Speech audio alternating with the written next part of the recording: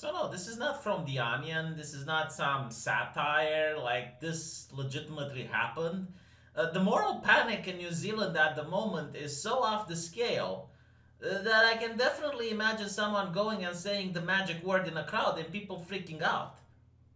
Nazi. Like legitimately, this is the case, right? So I guess in order to fight fascism, they had to become fascist. Because I'm reading at some of the news from New Zealand, and when Romania was under totalitarian regime in communism, it didn't seem to be that bad. Like they restricted so many freedoms and so many civil liberties, while the mainstream media from New Zealand constantly talked about this issue nonstop, getting the people hyped up in a panic. Reminds me of the panic that the Bush administration was rising after 9/11, in order to justify invading Iraq. It was also the same. Like, it was so ridiculous. I remember a case. There was a Muslim guy in a plane and he was writing something in Arabic. And because of that, like, everyone evacuated the plane. Like, someone, got so scared thinking, oh my God, Muslim. And it's almost the same here, right? So apparently one guy in a concert with around 5,000 people, allegedly, like this is not even confirmed, but someone said, it would be so funny if that guy was a troll and that guy was a little. He said that someone might have had a right-wing tattoo. I assume this is the upside down Buddhist symbol, like the upside down cross. I'm not saying it for algorithmic purposes, obviously, but this ended on a 28-minute long evacuation. It's just, let's assume the guy was far. Was he armed? Was he a danger? Okay, like, I don't know. Like in my country, you can be a communist, right? You still have free speech. I mean, people will spit at you. They'll look at you with disgust, but it's still possible. Same for Nazis. They're still, citizens that have rights. I mean, yeah, okay, they're part of this fringe ideology, and I guess like social ostracization will happen to them. But really, like, you're going to evacuate because of one guy? I mean, but apparently, right, this guy wasn't even found. Like, the police came there, like, and apparently they couldn't find anyone. The alert happened apparently while bands were changing sets and people were moving around, so the police could not immediately locate the attendee for his tattoo check. Now they're checking people for tattoos. Are they going to get people to raise their upper lip and check? Is there any swastikas over there? It's absolutely insane. Apparently, since they couldn't find him, they actually checked people for tattoos. And because they couldn't find it, they evacuated the area. So, I guess it's illegal to have a swastika tattoo. No, don't get me wrong. Like, usually if you have one, you're a stupid person and you're going to end up not being employed. I get that. But is it now illegal to have it? Huh? Do you know how people usually get swastika tattoos? Because I actually looked at it. I felt like, who is crazy enough to put a swastika tattoo? Like, why do people do this? Apparently, it's like when you go to prison. I don't know if this is the case in New Zealand, but it is the case in the United States and in other parts of the countries. Oh my God, the microphone was so far away. Let me bring it closer, see if it helps. Jesus. But apparently, like, if you go to a prison, usually prisons are a little bit more multicultural inside than the outside. So you usually like get these types of gangs, right? And if you want protection, if you're just a lonely guy that's not very muscular and you need to get yourself protected, then you have to join one gang. And usually gangs are not racially colorblind, so to speak. So if you want protection, you join like the white gang, and usually like most of them are neo-Nazis, so you get a swastika tattooed. It's really bad when you get out of prison if you think about it. But I think like maybe that's the point, It's like you get to join them, and even when you get outside the prison, you still are part of that particular gang. So maybe that's why they force you to get the tattoo. But imagine this, imagine a person is arrested, becomes a neo-Nazi in order to get defense or some shit like that. And then when he's on the outside, like, police are going to check for tattoos. What if they find it? What law did they break? Maybe it's illegal in New Zealand? I don't know. Like, at this point, they suppressed all sorts of information, right? Like, there is a teenager. This is just abhorrent, in my opinion, right? There's this teenager, 18 years old. He shared the terrorist attack, right? That 20-minute video or whatever. Like, apparently he's facing more than a decade in prison for doing that.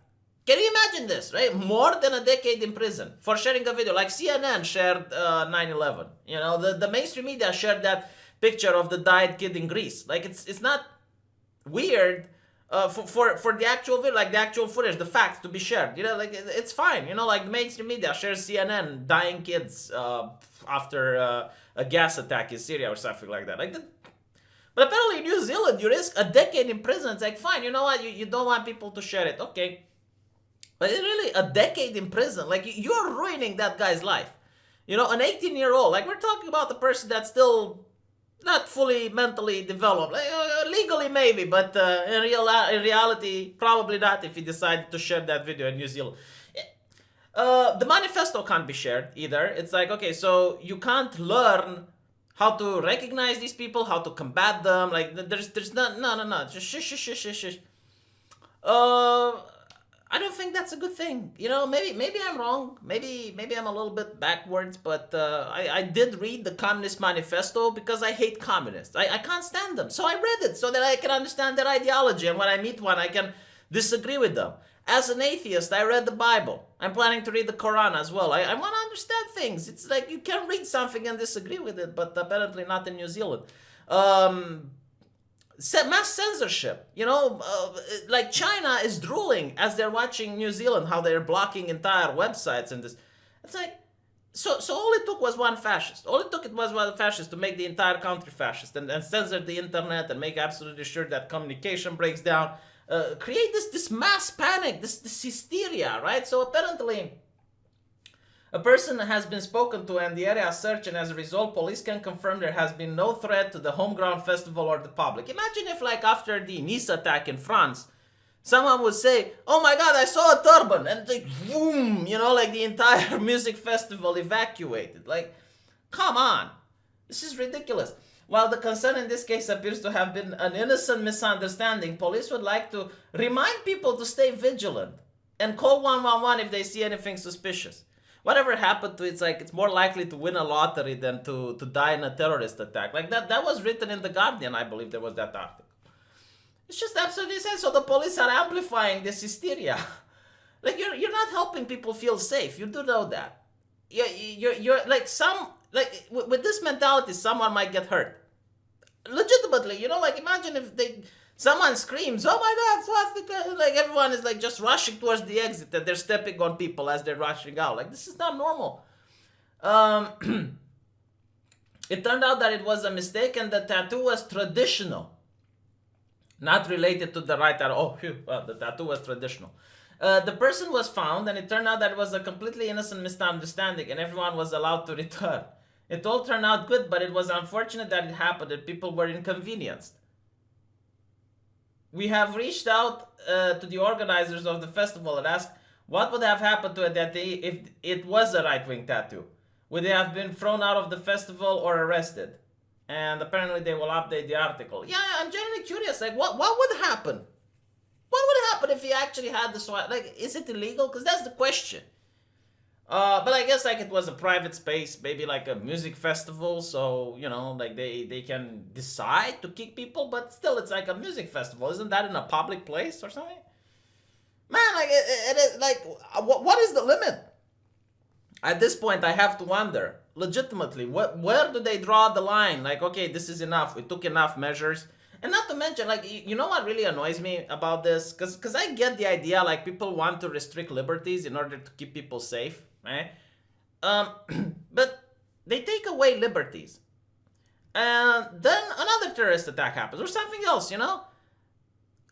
Who's responsible for it? Like, who is going to answer for taking away people's liberties and still not fixing the problem?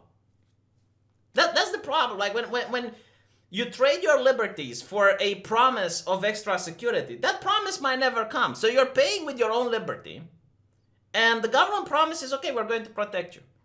And if the government fails to protect you, no one is held accountable. No one is going to stand up and say, yeah, okay, you know what, I done goofed. I claim responsibility. And you're never going to get your rights back either. You know, like once they take them away, very rarely they're going to give them back. Anyway, that's my opinion on this matter. I want to stop talking about this, honestly, but it's like the whole world has gotten insane over this. Like there's been so many terrorist attacks in Europe.